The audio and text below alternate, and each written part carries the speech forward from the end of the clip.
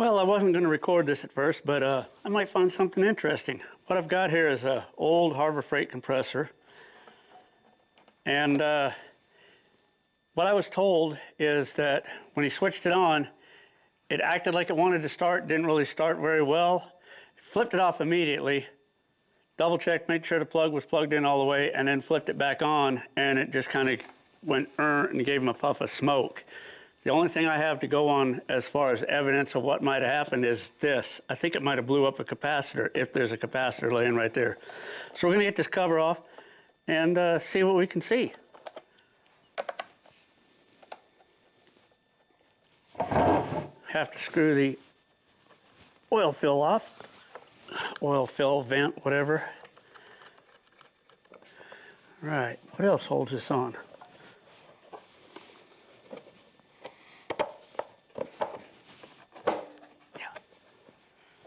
Yeah, that's a capacitor sitting right there.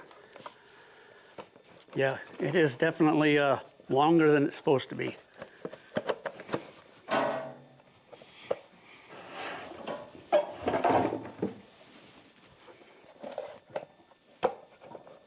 There we go. I think I got it by there now. The fan seems to be in the way of lifting this up.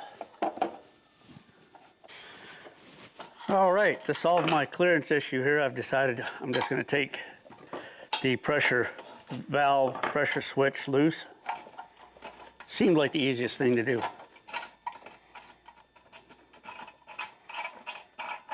Two gaskets under there. That should hang right there.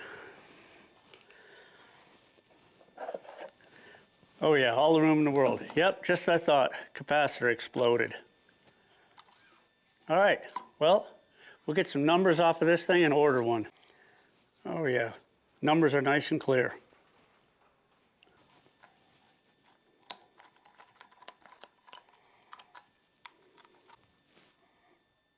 All right, well that wasn't too painful. I found one. Has all the right microfarads and voltages and all that stuff to work. From what I understand about capacitors, higher voltage is okay, but you want that microfarads to be the same because it's different resistance and impedance, and too much power through the flux capacitor could cause the motor to burn out. So hopefully the motor's still good, hasn't burned up, and we're going to spend $13 on a capacitor. I'm going to call this little section of the video an additional inspection while I've got it apart and I'm doing the capacitor anyway.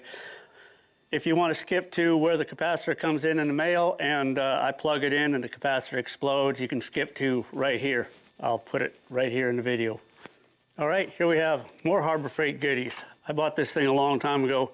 I've used it half a dozen times maybe, but it's been well worth it. Well, I've played with it a lot of times, but I've actually used it on a project half a dozen times. This tank is fairly old. I don't remember how long ago I bought it. I haven't been able to decipher the code on the side of it, but it is probably 20 years old. So I'm going to look inside of it, but I can't get through that. So I'm going to take this fitting off and look down inside the tank.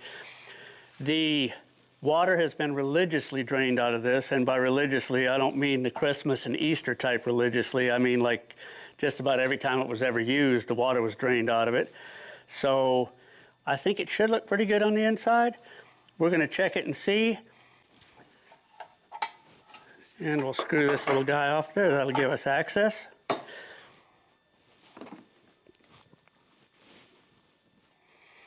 All right, I've got to get the left and right and the up and down right so that there we go.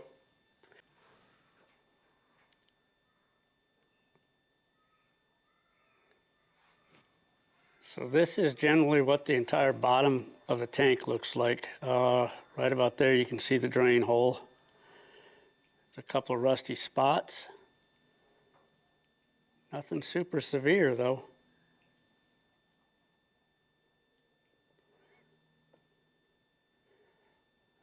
Rusted area right there and a small rusty spot right there. And the tank is fairly dry on the inside. Looks completely dry actually.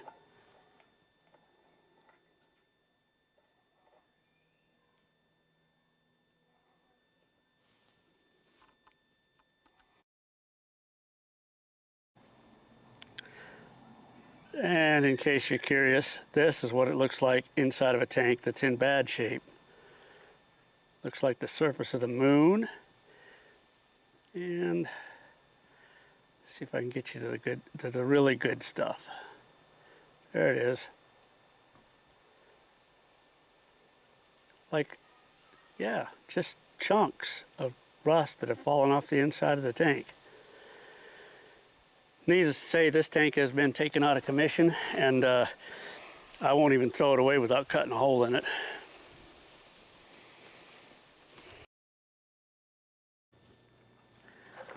All right, so I have my new part. It is the one-piece version of this. It has one minor difference.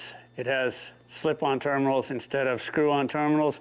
So I'll change the ends on these wires and install it and hit the start and see what happens. Bolt it into place. Hook my wires up if they're long enough to reach here. Oh, just barely. All right, quick test before we put the covers on. All right, it started, it ran, no smoke. Got to take this off so I can get the cover back on and then put the gaskets back in here, tighten these fittings so they don't leak, and then we'll test it for real. Now we're at the easy part. Put these covers on, put a couple screws in those, put the pressure valve back on it. It's got two little gaskets that go in it. They're kind of hard as a rock, so I may put a little sealant on them before I torque that down.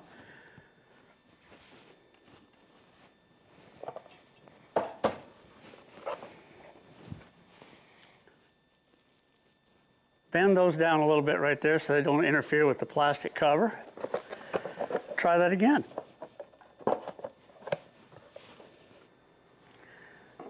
Little tiny bit of sealant on those. Maybe it won't blow bubbles when I'm done.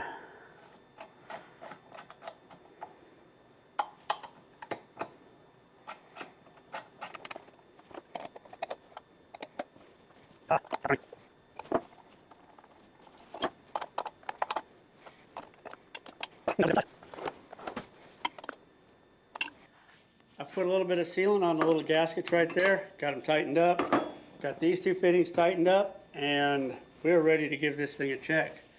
Let's see what happens. All right.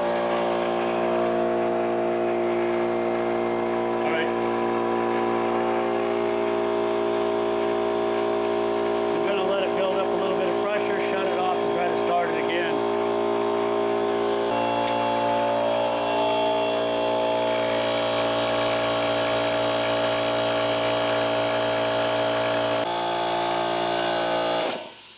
All right, cut it off. Give it a second for the pressure to bleed off.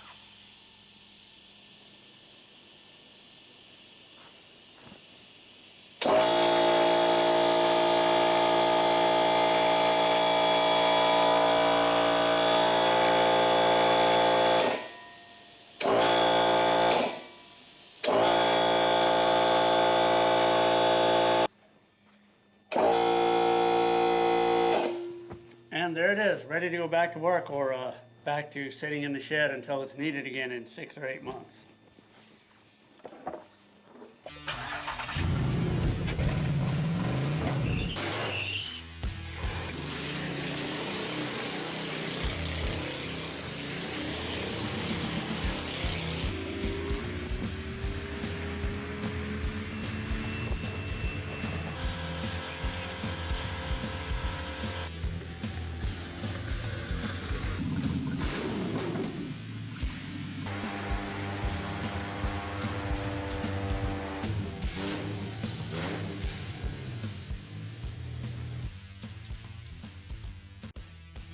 All right, like, subscribe, share, leave a comment, and as always, thanks for watching.